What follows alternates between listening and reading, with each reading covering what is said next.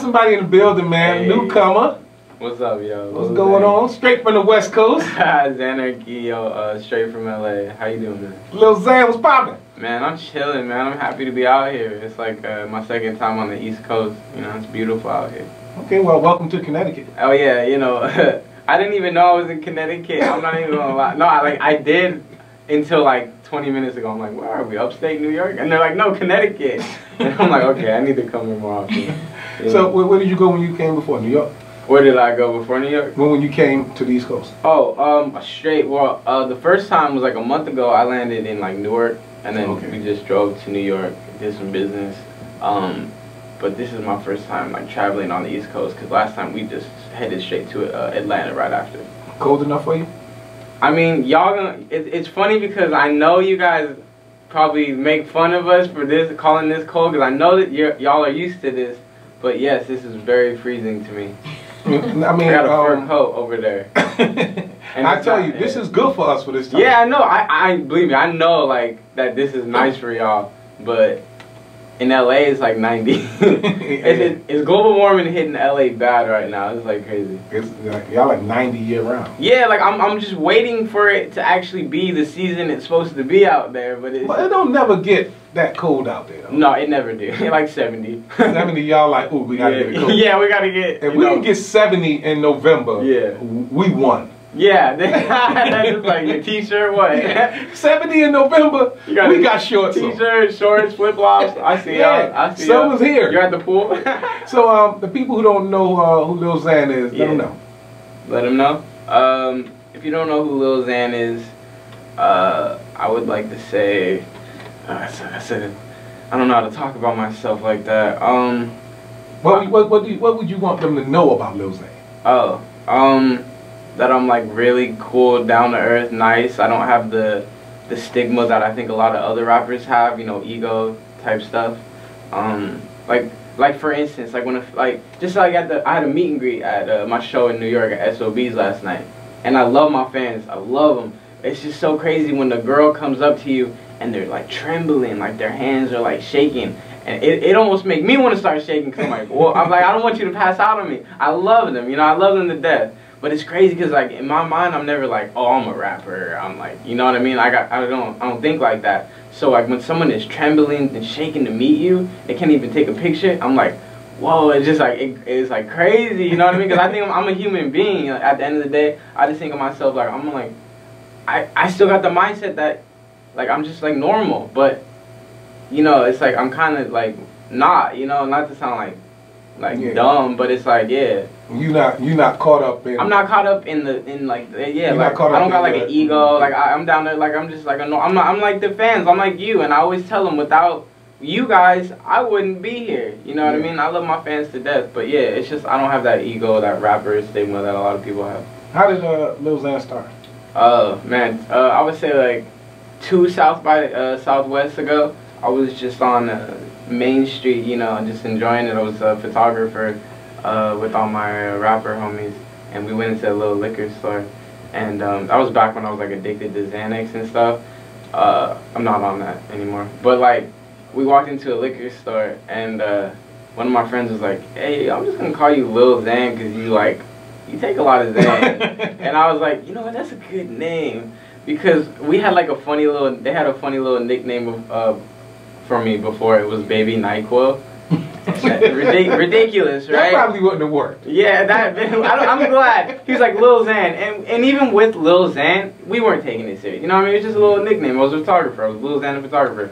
So it just 2 South bys ago. That's how it came about, and then it just turned into the rap thing. It's crazy. Okay. So you started as a photographer.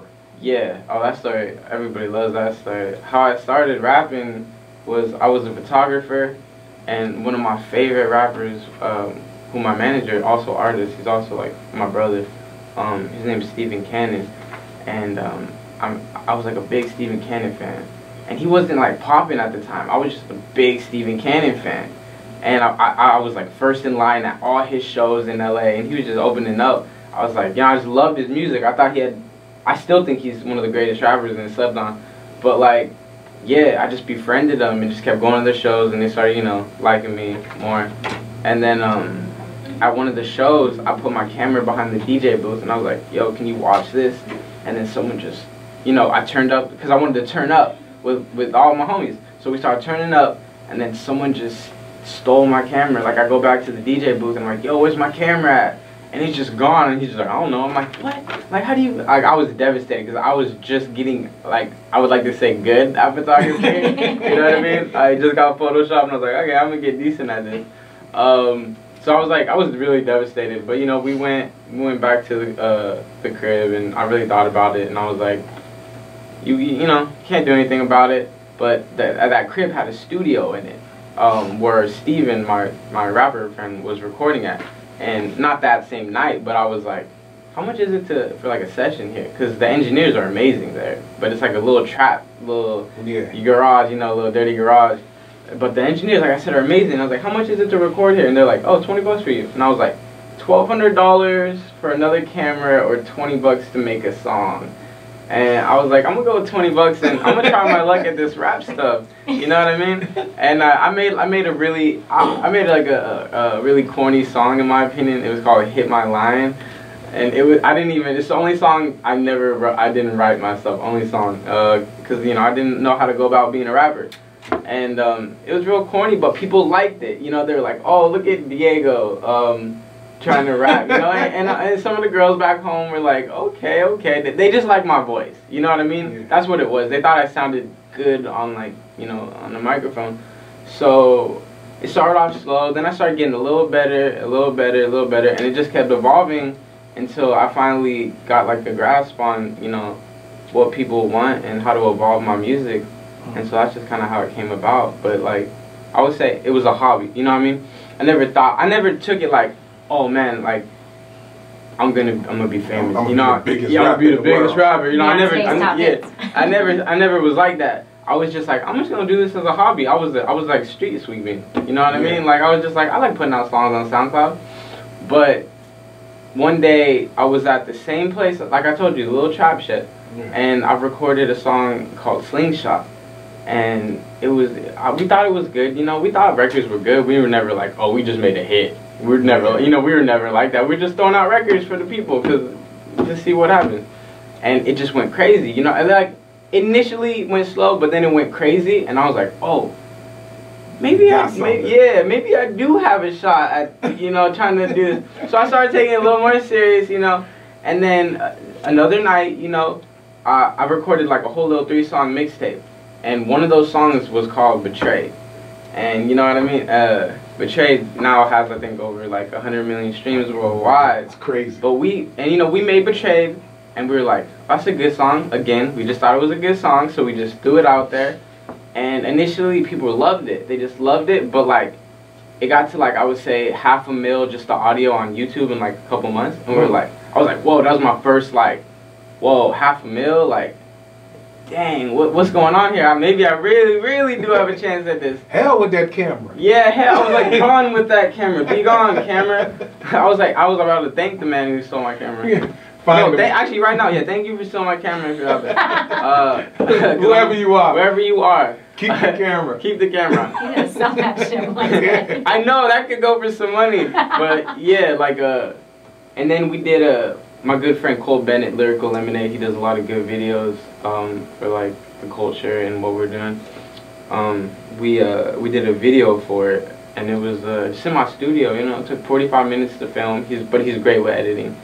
And then we dropped the video like, I would say 3 weeks after we filmed it, and it got 1 million in a day, and we were like, whoa, we were like, hold up, 1 million in a day? That's when the label started hitting. Yeah, we were like, okay, let's see what this record gonna do, because I was like, I didn't know it was a hit. And then within a month, 19 million, no, probably more like 20 million. And then now it's at 3 months, and just the video alone has like 60? What? 60 million? I didn't even know that. Make sure them numbers is right. That is crazy. 60 million. So you just finding out that it's 60 million? Yeah, I thought it was like 50. No, well, you got another 10 million. Yeah. That just happened a couple of minutes ago, too. Yeah, that is insane. That just happened. 10 million people. She knows. Just I know this 10 million, right? You know, 10 million just now. That'd be crazy, You're right? 50 on your way here. 10 million. 10 million on the drive from New York to Connecticut.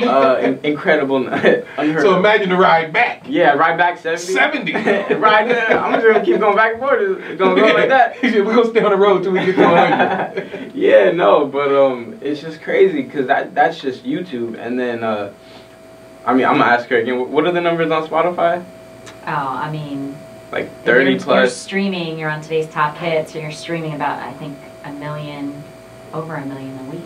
A million a week, so it's like... It's number like, top 20 in sequence on today's top hits, which has 17 million followers. Wow. That's crazy. I'm just finding out all the time. In the face of clout culture.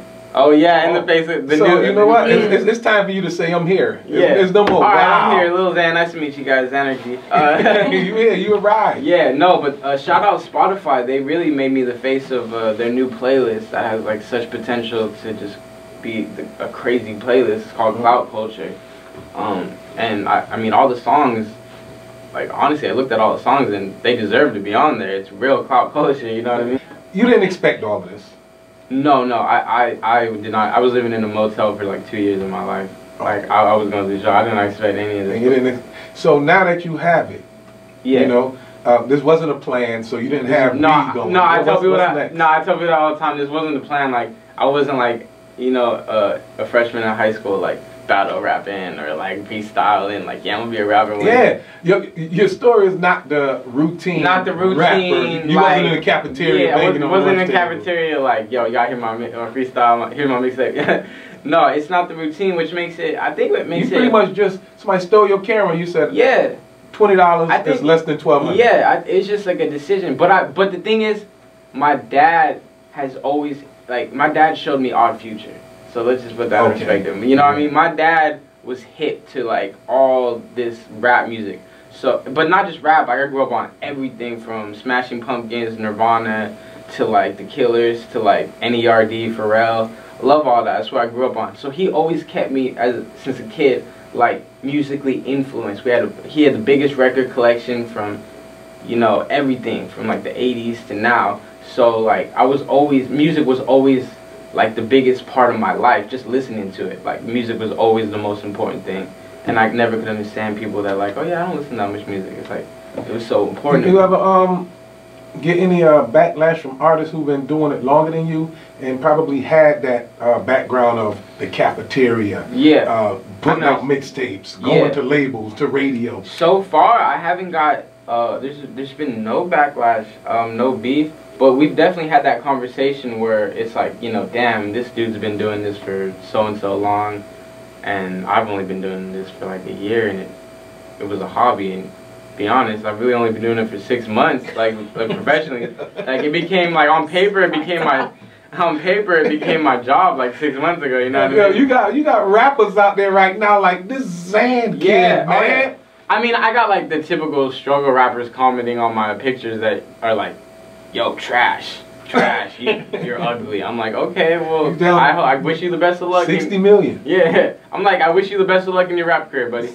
You know what I mean? Gotta be positive with that, right? No, but we definitely had that. Positive sarcasm. Yeah, we definitely had that conversation. It was like, it's crazy how people have been doing this so long, and I just came out like that. But you know what? I think you're not the only one who did it. There's a few. I think it's just everything just moves fast. I feel like this is like the day and age where the overnight thing is happening. Is popping up a lot of places. You got like Lil Pump. And it's like that's the easy part. Though. Yeah, Trippie Redd. Like a lot of people just coming up overnight. But staying. But staying is the tough part because the overnight thing is cool and all. You skip a lot of you skip the struggling, but you got to let people know you're here to stay. You got to let them know with your music. And what is Xan doing to let them know that he's here to stay? That's my main goal, and we strategically drop music like every 2 months. You know what I mean? Like we make them wait because we make sure that the next record that's gonna come out is gonna be a good song. Like I was Betrayed, and then we didn't drop nothing for months. And then the next one was Far, and now Far almost at 10 million in 4 weeks. 10 million, that's it? Yeah, that's it. 10 million. It's not no Betrayed. No, but you know what I mean? Like we did that because if we were to just drop music here and here and here, it wouldn't do that 10 million. You know what I mean? Like, it wouldn't get as big of a reception, or like however you say that. Like, yeah, it wouldn't get like that. So we're doing this all strategically. But with my new music coming out, it's gonna blow people's minds because it's gonna show a different, like, a level of maturity in my music. Like, I've evolved so much over this time, and people don't know that because we don't be dropping music. So when they hear this album, Total Xanarchy, they're gonna be like, wow, he's here to stay. And you say you got your name from Xanax. You don't do that anymore. No, but like when it was a hobby, I was, you know, like painfully addicted to that. So what do your music reflect now? Because when you on Xanax, it's like you talking. Yeah. Like a lot of my early music, you know, there was references to embracing Xanax culture. You know what I mean? And like, you know, that was like a wave going on. You know, there's nothing wrong with that back then. But that drug just got me into too many problems. You know, too many fights, arguments. You know, that drug, it makes you feel like you're invincible. Like you're like the man, you know, it makes you cocky. It just provides like false hope and stuff, is what I would say. So when I made Betrayed, I was off of Xan, you know what I mean? I really was, but I was already like getting off them. Like I wasn't abusing them like that no more, because I suffer from severe anxiety. But when I was in there and I was like, you know, I'm gonna make like an anti-Xan song and really switch this whole thing, because Xanarchy wasn't a thing. We were going by Low Gang. So Xanarchy is the biggest anti-Xan movement out there right now. Okay. And that's what my whole movement is. It's like anti-Xanax, positivity, and just like making really good music that's gonna stay. And that's a good thing, because I think the younger generation, they're getting the rap of being the drug user music. Oh, it's terrible. It's terrible. I took a trip out to Arizona early on in my career, and we was at a stoplight, and oh my God, man, my homie said, look out to the right, look out to the right. It looked like some middle schoolers are pouring lean up in a 2-liter, and they are young, like middle schoolers, and we were just we were kind of laughing because we were like, this is ridiculous, like you know what I mean? Like the youth is really like my generation is screwed up, you know what I mean? But like this next one, they really need to get a positive message, because they're vulnerable to all this bad stuff, you know what I mean? So it's cool. I think it's cool that I'm doing what I'm doing, because not a lot of rappers are doing it. But I'm doing it. I'm not doing it in a corny way. I'm not telling people to stop doing lean. You know what I mean? Everybody got their poison. It's just like I just really want the anti-Xan movement to be something of mine. Okay, I mean, it's good, because you, who got 60 million probably by the time you get back to New York, 70. Yeah, 70 by the time I get back. You know, so you got people following you, so it's good you sending that message out, because there's not a lot of the young artists, you know, saying don't do it. Yeah, it's just too much of the other stuff. And I'm not even bagging on none of that, because I be listening to that. That's, you know what I mean? You know, I listen to some of it too. Yeah, but, like, you know, after a while, it's like, okay. Yeah, like I'm not hating on nobody who's like, used referencing the songs. I love turning, like that's the music I listen to. It's just my movement is just anti-Xan. You know what I mean? And there's nothing wrong with it. There's nothing wrong with that. You think you get any backlash for being anti? The backlash I get is people not understanding that I'm not for Xans, because it's just the name Lil Xan. Like, believe me, like so many of my fans be like, love what you're doing, the anti-Xan movement. They know it, they get it. So many people get it. But you got those, you know, just those like mean people that just see, oh, Lil Xan, they've never heard the music, and you know, they spam my page with trash, stop promoting Xans, and I'm like, you guys just take the time of day to go do a little research. Like, you'll understand I'm doing the exact opposite, and you might actually like what I'm doing. Not everybody's gonna like what you're doing, I get that, but it's like that's where the backlash comes from, just the name Lil Xan. Yeah. You know what I mean? If I was Lil No Xan, maybe Lil No Xan. Nah, Lil Xan, I think that'll work. Just keep on spreading your positive word. Yeah, definitely. The only thing with my name is I might drop the Lil one day. I just might be. Oh, well, you're gonna have to. You can't be Lil forever. You can't be Lil forever. You know what I mean? Xan is not a bad. Yeah, Xan is not a bad thing. I think I just think it'll last. Okay. All right, right now we got Lil Xan in the building. It's still Lil Xan right now. Yeah. Your single Betray, we're gonna get into that. Yeah, definitely. All right, project dropping. Oh yeah, Total Xanarchy. Am I allowed to tell them when it's dropping? I like that. It's dropping early next year. Early next year. You know what you do? You always just say something like it's dropping soon or whatever. Oh, yeah. Nobody ever really knows when their project dropping. Yeah, I just learned and if they give you a date, it's probably gonna change anyway. Yeah. So, oh no, yeah, it's already talking about changing the date. So you know, just say it's coming. Yeah, it's coming. Yeah, expect it soon. You know, that album is. I'm just really excited for the fans to hear it because I know they're eager for new music. So I'm really excited for Total Xanarchy. All right, that's what's up. I want to thank you for coming through. Thank you so much, man. I appreciate you for having me. You already know. Let them know all your social media and everything. Oh yeah, you can follow me on Instagram at Xanxiety. Basically, just the X in front of the word anxiety. I gotta tell them that because I'm retarded and I just you know what I mean. I be not getting it right. Twitter. Thank you for having me, bro. Xan937.